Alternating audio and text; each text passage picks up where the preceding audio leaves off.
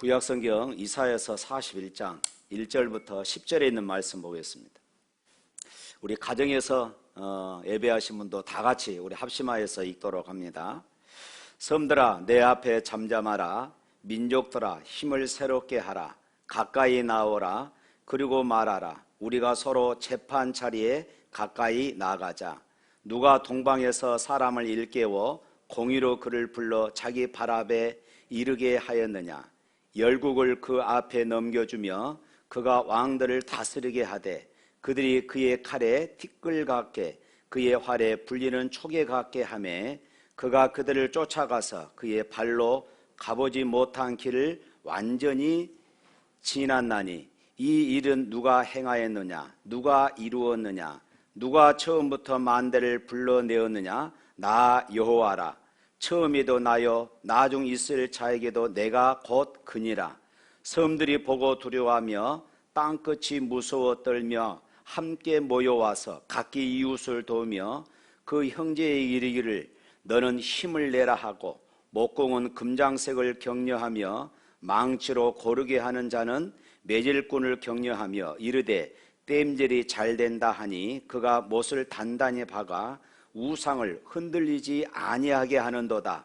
그러나 나의 종 너 이스라엘아 내가 택한 야곱아 나의 벗 아브라함의 자손아 내가 땅 끝에서부터 너를 붙들며 땅 모퉁이에서부터 너를 부르고 내게 이르기를 너는 나의 종이라. 내가 너를 택하고 싫어하여 버리지 아니하였다 하였노라. 두려워하지 말라. 내가 너와 함께 함이라. 놀라지 말라. 나는 네 하나님이 됨이라. 내가 너를 굳세게 하리라. 참으로 너를 도와주리라. 참으로 나의 의로운 오른손으로 너를 붙들리라. 아멘. 우리 옆 사람과 인사 나눌까요? 반갑습니다. 사랑합니다. 우리 가정에서도 옆 사람과 인사 나눕니다. 반갑습니다. 사랑합니다.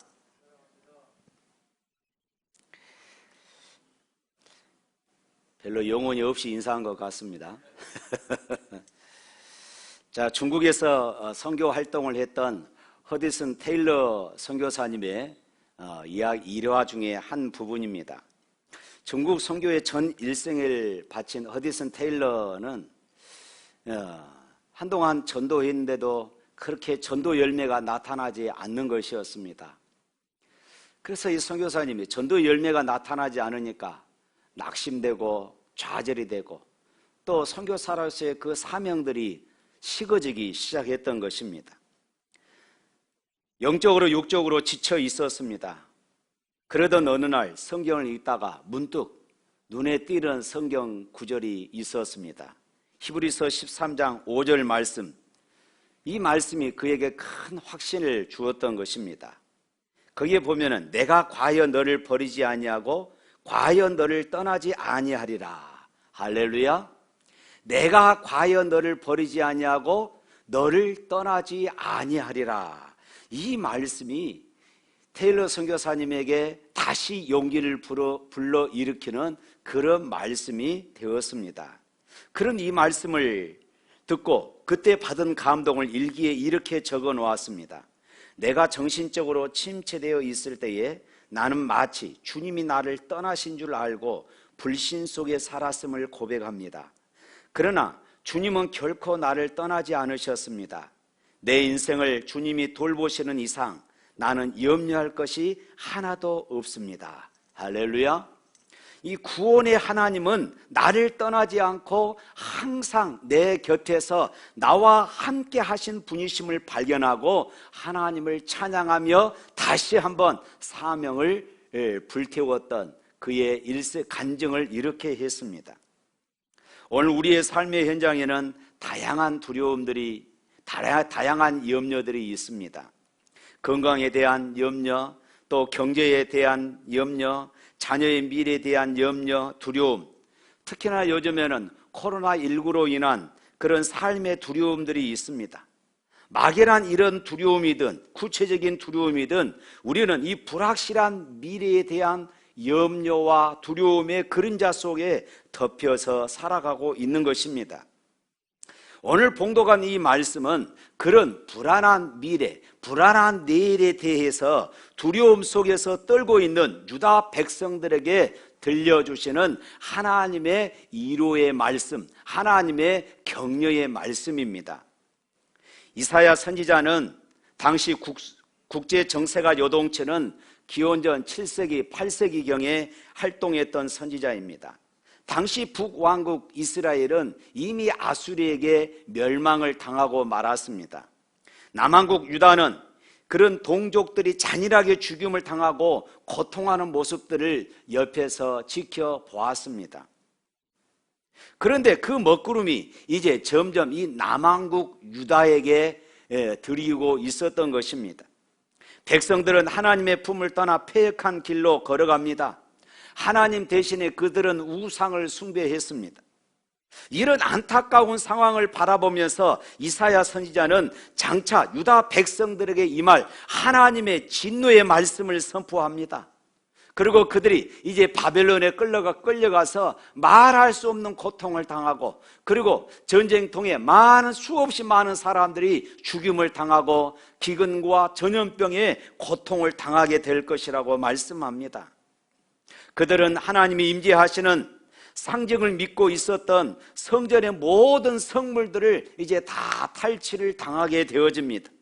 성전은 불타고 없어집니다. 백성들은 모두 바벨론으로 끌려가서 고통을 당합니다. 그 고통의 시간이 언제 끝날 것인지 기약도 없습니다. 처음에는 이제 몇 년이 지나면은 금방 해방이 되겠지, 다시 고국으로 돌아가겠지, 이렇게 생각을 했습니다. 그런데 고향으로 돌아갈 그런 기약이 보이지 않는 것입니다. 알 수가 없어요. 이제는 절망과 좌절이 엄습합니다. 더 이상 꿈도 희망도 없습니다. 오직 두려움과 낙심, 이제 포기가 그들의 삶을 지배하고 있었던 것입니다. 그래서 유다 백성들은 하나님께 원망과 불평을 쏟아놓습니다.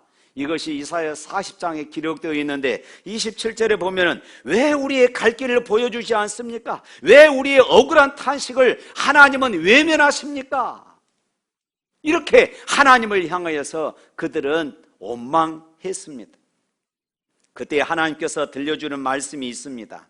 이것이 이사야서 40장 28절부터 31절 말씀입니다. 너는 알지 못하였느냐? 듣지 못하였느냐? 나는 우주를 만든 창조주 하나님이다. 나는 전지전능한 하나님이야. 피곤한 자에게 능력을 주고 무능한 자에게 힘을 주고, 너희가 한 가지만 약속해라. 너희가 여호와 하나님만 앙망해라. 하나님만 바라보고 하나님께 소망을 품고 살아라. 그러면 너희에게 새 힘을 줄 것이다. 독수리가 날개치며 올라감같이 다시 너희들이 일어서게 될 것이야. 피곤한 자에게 힘을 주신다고 주님은 이렇게 약속하고 계셨습니다. 이 말씀은 이스라엘 백성들을 향하여서 새 힘을 주시는 하나님을 바라보라. 오직 여호와 하나님만 바라보라. 하나님께 소망을 두고 하나님께 소망을 품고 그렇게 살아라 하는 이사야 선지자의 간절한 절규인 것입니다. 코로나 시대를 보내면서 우리 예수 믿는 사람들을 힘들게 하는 그런 일들, 신실하게 신앙생활을 하는 사람들을 힘들게 하는 이런 일들이 참 많이 있습니다. 특히 극우 기독교인 서울의 모 교회와 그의 목사의 언행들이 한국 교회에 큰 충격을 주고 예수 믿지 않는 사람들의 입방아를 찢는, 한국 교회를 싸잡아서 교회가 뭐 저래, 목사가 왜 저래 하는 이런 소리들을 우리가 듣게 되어집니다. 예수 믿지 않는 사람들의 교회를 싸잡아서 비난하고 조롱합니다. 어느 식당에는 이런 문구를 입구에 붙여놨다고 그럽니다. 예수 믿는 사람들은 오지 마세요. 이 얼마나 가슴 아픈 일입니까? 예수 믿는 사람은 우리 식당에 들어오지 마세요.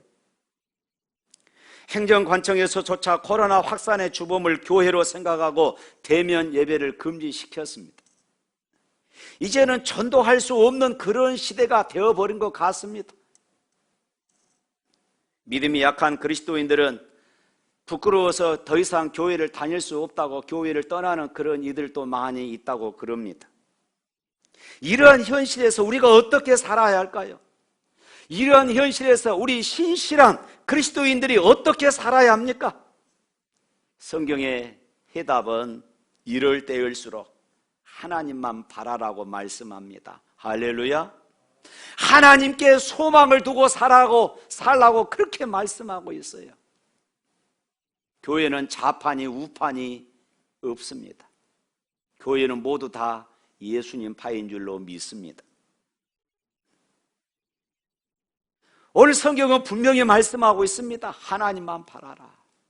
하나님께 소망을 품고 소망을 두고 살아라고 이렇게 말씀합니다. 이것이 바로 오늘 본문에 나오는 말씀입니다. 그리고 다시 한번 이사야 선지자를 통하여서 하나님의 말씀을 선포합니다. 너희가 더 이상 원망하지 말고 잠잠히 하나님만 바라보라, 이렇게 말씀하고 있습니다. 힘을 새롭게 하라고 격려하고 있습니다.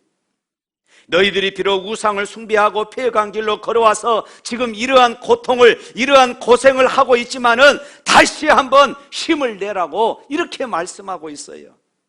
지금까지 역사하셨던 하나님께서 다시 한번 너희를 도와주고 붙들어 주겠다고 약속하고 있습니다. 그 약속의 말씀이 이제 방금 읽었던 이사야 41장 10절 말씀입니다. 다 같이 한번 읽어볼까요? 41장 10절 말씀. 두려워하지 말라, 내가 너와 함께함이라. 놀라지 말라, 나는 네 하나님이 됨이라.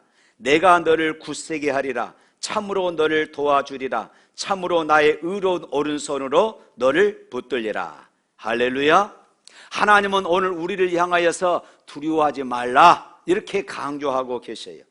이 말씀을 하시면서 하나님은 특별히 말씀하시는 주체로서 내가 이 말을 계속해서 반복해서 강조하고 계십니다. 이것은 무의식적으로 쓰는 인칭 대명사가 아닙니다. 하나님은 의도적으로 내가를 강조하시면서 말씀합니다. 왜 하나님께서 죄 많은 지금 우상을 숭배하고 하나님이 심판하셔서 고통하고 있는 이스라엘 백성들을 향하여서 내가 이것을 반복하시면서까지 두려워하지 말라, 이렇게 말씀하고 계실까요? 참으로 내가 너를 도와주리라. 참으로 반드시. 왜 이 말씀을 하나님은 이 단을 강조하시면서 내가 너희를 도와주겠다고 말씀하실까요? 그것은 하나님은 반드시 꼭 그렇게 하시겠다는 약속입니다. 하나님의 이름을 걸고 하나님의 명예를 걸고 하나님의 자존심을 걸고 하나님은 반드시 도와주겠다고 말씀하셔요. 그러므로 너는 더 이상 두려워하지 말라는 것입니다. 힘을 내라는 것입니다. 내가 너희들의 모든 문제를 다 해결해 주겠다는 것이에요. 그러므로 낙심하지 말고 두려워하지 말라고 말씀합니다. 힘을 내라는 것입니다. 왜 낙심하지 말고 우리가 두려워하지 말아야 합니까? 그 이유를 오늘 본문은 또다시 이야기하고 있어요. 우리가 하나님의 자녀이기 때문에 그렇습니다. 8절 9절 말씀 읽어볼까요? 그러나 나의 종도 이스라엘아, 내가 택한 나의 야곱아, 나의 벗 아브라함의 자손아, 내가 땅 끝에서부터 너를 붙들며 땅 모퉁이에서부터 너를 부르고 내게 이르기를 너는 나의 종이라. 내가 너를 택하고 싫어하여 버리지 아니하였다 하였노라. 할렐루야.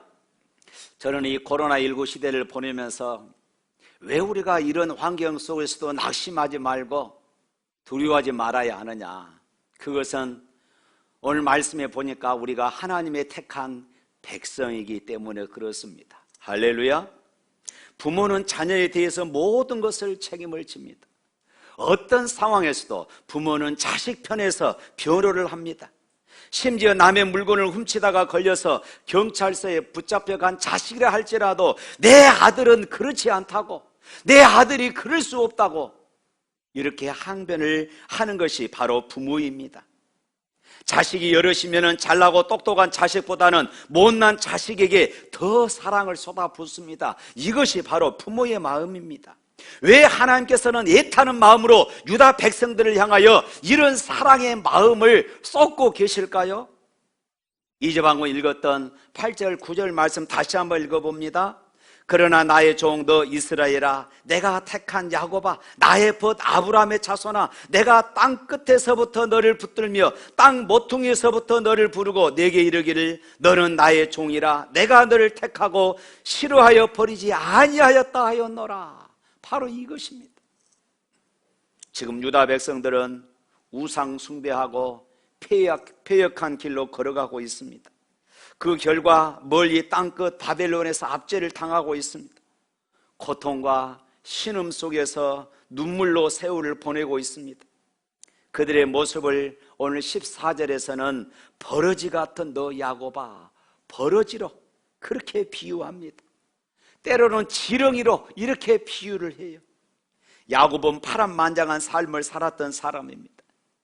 야복강 나루터에서 생명을 거는 씨름을 통해서 이스라엘로 그 이름이 바꾸었습니다. 야곱은 성경에서 하나님의 선택받은 이스라엘 백성들을 대표합니다.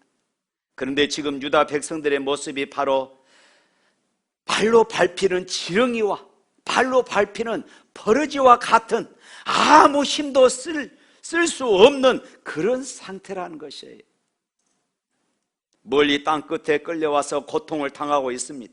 이것을 바라보고 계신 하나님 아버지의 마음은 지금 어떠하겠습니까? 그래, 내 말 안 듣더니 참 고소하다. 너 그곳에서 한번 고통 좀 당해봐. 눈물의 쓴맛을 좀 알아봐. 이렇게 즐기고 계실까요? 그렇지 않습니다. 어느 부모가 자식이 아무리 잘못해도 고생하는데 발 뻗고 잠을 자며 맛있는 음식을 먹을 수 있겠습니까? 우리 하나님 아버지의 마음도 동일합니다. 설령 우리가 죄를 범하고 우리의 실수와 우리의 허물로 인하여 우리가 고통을 당한다 할지라도 하나님 아버지가 우리를 향한 마음은 여전히 사랑이고 여전히 긍휼인 것을 믿으시기를 축원합니다. 비록 잘못된 길로 걸어갔지만은 하나님은 우리들을 잊지 않고 땅 끝에서부터 불러줍니다. 비록 지렁이 같이 미련하고 연약한 모습이지만은 나의 벗 아브라함의 자손이라 여겨주십니다. 이것이 우리를 향한 하나님의 무조건적인 사랑의 열심인 것이에요. 사랑하는 성도 여러분, 우리를 버리지 아니하시고 포기하지 아니하시고 다가오시는 하나님의 사랑의 열심을 깨달으면 우리는 어떤 환경에서도 낙심하지 않고 두려워하지 않을 수 있는 것입니다. 하나님이 우리에게 주신 마음은 두려움이 아닙니다. 그래서 사도 요한은 요한일서 4장 18절 말씀에서 이렇게 말합니다. 사랑 안에 두려움이 없고 온전한 사랑이 두려움을 내쫓나니 두려움에는 형벌이 있습니다. 두려워하는 자는 사랑 안에서 온전히 이루지 못하였느니라. 주님의 사랑 안에 거하는 자는 두려워할 필요가 없다, 낙심할 필요가 없다 하는 것이에요. 우리는 집을 나간 탕자와 같은 모습이었습니다. 우리는 땅끝에 버려진 버러지와 같은 연약한 존재였습니다. 하지만 주님은 핏값을 지불하시고 우리를 하나님의 자녀로 삼아 주셨습니다. 그러므로 우리의 모든 허물과 죄를 용서하시고 기다리십니다. 우리가 회개하고 우리가 돌이키기만 하면은 하나님은 두 팔을 벌려 하나님의 가슴으로 우리를 안아주시고 품어주시고 우리를 회복시켜 주시고 잔치를 베풀어 주시는 분이십니다. 엄마의 품에 안겨있는 자녀는 아무리 폭풍이 몰아쳐도 그는 포근히 잠을 잘 수 있습니다. 비바람이 불어와도 두려워하지 않습니다. 왜냐하면 그것이 이 갓난아이에 있어서는 가장 안전하고 행복한 장소이기 때문에 그렇습니다. 우리들이 하나님의 사랑의 품을 떠나면 그것은 거친 광야입니다. 내 힘으로 내 능력으로 생존해야 합니다. 그러나 우리가 하나님의 품에 안기면 하나님이 책임지십니다. 하나님이 책임져 주십니다. 할렐루야. 하나님은 비록 실수하고 넘어질지라도 우리를 싫어하지 않으십니다. 포기하지 않으십니다. 버리지 않으십니다. 사랑하는 성도 여러분, 오늘 또 주님은 우리에게 다시 찾아오십니다. 우리를 고아처럼 버리지 아니하시고 벗으로 대해 주십니다. 우리의 이름을 불러주시고 우리의 모든 필요를 공급해 주시는 분이십니다. 그러므로 우리는 하나님의 자녀로서 권세를 다시 회복해야 합니다. 주님의 십자가의 사랑 안에 거하면은 우리는 어떤 두려움도 이길 수가 있어요. 코로나의 위기 속에서도 우리는 믿음을 굳건히 지키며 승리할 수가 있습니다. 하나님의 자녀로서의 권세를 가지고 그 어떤 두려움도 이겨낼 수 있는 승리의 삶을 살아갈 수 있기를 주님의 이름으로 축원합니다. 두 번째로 코로나19 위기에서도 우리가 낙심하지 않고 두려워하지 않을 이유는 하나님이 나와 함께 하시기 때문입니다. 우리들이 두려움을 이기고 새 힘을 얻을 수 있는 비결은 하나님이 나와 동행하신다. 따라서 합시다. 하나님이 나와 동행하신다. 우리 가정에서도 따라 하시기를 바랍니다. 다시 한번 하나님이 나와 동행하신다. 그렇습니다. 임마누엘, 하나님이 나와 함께 하신다. 이보다 더 놀라운 복음은 이 땅에 없습니다. 하나님이 나와 함께 하신다. 그런데 우리들 가운데 하나님이 나와 함께 하심이 부담스러운 분도 계십니다. 왜 그럴까요? 주님이 기뻐하는 삶을 살지 못하는 사람들입니다. 때로는 우리 자신들이 교만하기 때문입니다. 하나님이 도와주지 않아도 잘 될 것 같은 그런 착각 때문입니다. 그래서 하나님, 제발 나를 간섭하지 마세요. 제 일은 제가 알아서 할게요. 이런 모습들 우리들의 모습이 아닙니까? 우리가 자녀를 양육하다 보면 흔히 들을 수 있는 그런 말입니다. 부모 입장에서는 자녀의 미래를 생각해서 경험을 돌려주기도 하고 때로는 사랑의 이름으로 책망을 하기도 합니다. 그런데 자녀들은 반응은 어떻습니까? 내버려 두세요. 내 일은 내가 알아서 할게요. 그래서 부모 곁을 자꾸 떠나려고 합니다. 부모의 영향력을 벗어나는 것이 자유요 기쁨이라고 생각을 합니다. 그런데 언제 그것을 깨닫게 됩니까? 나중에 결혼해서 시집가고 장가가고 나서 자식을 낳아 키워보면은 그제서야 부모의 마음을 헤아리게 되어지는 것이에요. 사랑하는 성도 여러분, 함께 하시는 하나님을 경험하고 그 하나님과 동행하는 사람은 가장 행복한 사람입니다. 하나님의 백성이 바벨론의 포로 생활 깊은 고통 중에도 하나님은 결코 자기 백성들을 떠나지 않으셨습니다. 물 가운데로 지날 때도 함께 하셨고 불 가운데로 지날 때도 함께 하셨습니다. 하나님은 한 번도 그들을 떠나지 않으셨어요. 오히려 하나님의 백성들이 하나님을 떠났고 하나님을 버렸습니다. 하나님은 그들의 손을 붙잡고 놓지 않으려고 했지만은 이스라엘 백성들은 하나님을 뿌리쳐 버렸습니다. 그런데도 하나님은 눈물겨운 모습으로 지렁이 같은 우리들 향하여서 다가오시면서 말씀하십니다. 두려워하지 말라. 내가 너와 함께함이라. 놀라지 말라. 나는 내 하나님이 됨이라. 전도자 존 웨슬리는 말합니다. 가장 최선의 것은 하나님께서 나와 함께 하시는 것이다. 무엇이 우리의 삶을 가장 안전하고 든든하게 하는 것일까요? 무엇이 우리의 삶의 최선일까요? 돈이 아닙니다. 당장의 문제 해결이 아닙니다. 당장 코로나19 문제 해결이 아닙니다. 바로 하나님이 함께 하시는 것임을 믿으시기를 바랍니다. 우리들이 하나님과 함께 동행하는 것입니다. 이것이 모든 문제의 해결책인 것입니다. 빌리그레암 목사님과 전도 사역을 같이 하시는 분 가운데 킴 윅스라는 맹인 여성이 있었습니다. 이분은 한국 여성이었는데 한국 전쟁 때 실명을 했고 고아원에서 자랐습니다. 어떤 미군 중사의 도움으로 미국으로 건너가게 되었고 인디아나 주립대학에서 공부하고 또 오스트리아에서 성악 수업을 해서 훌륭한 성악가가 되었습니다. 그녀가 빌리그레암 목사님과 전도 여행을 다니면서 간증에 이렇게 이야기했어요. 사람들이 맹인인 나를 인도할 때에 저 100m 전방에 뭐가 있다고 말하지 않습니다. 단지 앞에 물이 있으니 건너뛰라고 말합니다. 그러면 저는 건너뜁니다. 계단이 있으니까 발을 올려놓으라고 말합니다. 그러면 저는 발을 올려놓습니다. 저를 인도하시는 분은 내가 믿고 한 걸음씩 걸음을 옮기다 보면 가고자 하는 목적지에 꼭 도착을 합니다. 지난 세월 동안 기구한 운명 속에 저를 인도하신 하나님의 방법도 이와 같습니다. 참 멋진 간증이 아닙니까? 우리는 내일 일을 알지 못합니다. 더더군다나 우리가 미래를 알 수가 없지 않습니까? 코로나19가 앞으로 어떻게 될지도 우리는 모릅니다. 그러나 지금 나와 함께 하시고 내 발걸음을 한 걸음 한 걸음 인도하시는 주님과 함께 인생의 길을 걷고 있다면 그 사람은 가장 행복한 사람인 것을 믿습니다.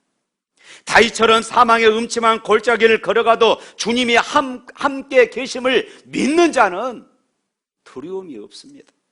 사랑하는 성도 여러분, 오늘 또 우리의 마음과 생각을 다 아시고 동행하시는 그 하나님의 숨결을 느끼며 살아가는 삶이 되시기를 주님의 이름으로 축복합니다.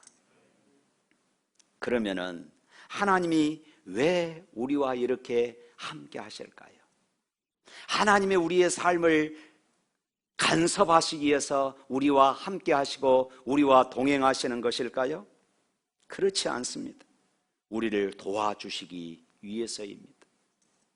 부모가 자녀를 주목하고 함께하는 이유는 도와주기 위함입니다. 우리 주님은 함께 하셔서 우리를 굳세게 하십니다. 우리를 도와주십니다. 의로운 오른손으로 붙잡아 주십니다. 오늘 본문에 오른손이 등장합니다. 나의 의로운 오른손으로 너를 붙들리라. 이 의로운 오른손, 야민이라고 하는데 그것은 축복과 능력의 손을 뜻합니다. 그렇습니다. 주님의 손은 창조의 손입니다. 주님의 손은 능력의 손입니다. 주님의 손은 치유의 손이고 주님의 손은 축복의 손입니다. 주님의 손을 붙들면 그 인생은 두려움 없는 그런 삶을 살 수가 있습니다. 주님의 손에 붙들리면 그는 치유함을 얻습니다. 비록 우리는 지렁이 야곱처럼 연약하고 미련한 존재이지만은 주님의 오른손에 붙들리기만 하면은 그 인생은 어떤 상황에서도 승리할 수 있음을 믿습니다. 주님께서 도와주시기 때문입니다. 믿으시기를 축원합니다. 주님여 이 손을 꼭 잡고 가소서.